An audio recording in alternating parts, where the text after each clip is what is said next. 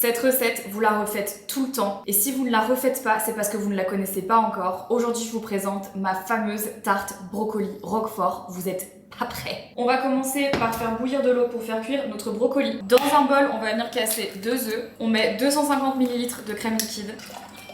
Et pendant ce temps-là, vous faites préchauffer votre four à 200 degrés. On mélange.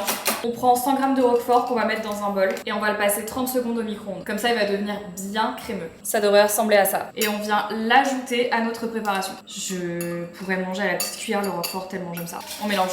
Pour les non-végétariens, si vous avez envie de rendre la recette encore plus gourmande, je vous montre une option. Moi, je vais faire moitié de ma tarte végé, moitié de ma tarte pas végé. On va venir prendre des lardons. Vous pouvez prendre ce que vous voulez comme type de lardon, poulet, porc, etc.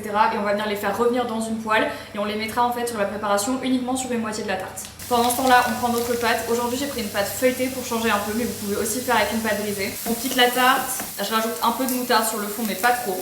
On étale bien, c'est vraiment juste pour rajouter un petit peu de goût supplémentaire.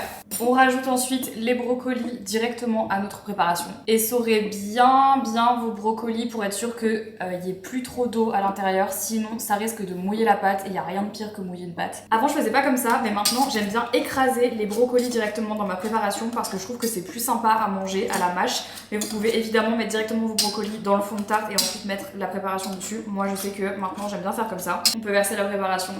Miam. Sur un des côtés, je vais rajouter du coup les petits lardons. Je rajoute des petites graines de sésame grillées. Et ça part au four, 35 minutes à 200 degrés. Regardez la beauté de cette tarte. La partie avec les lardons, la partie sans lardons.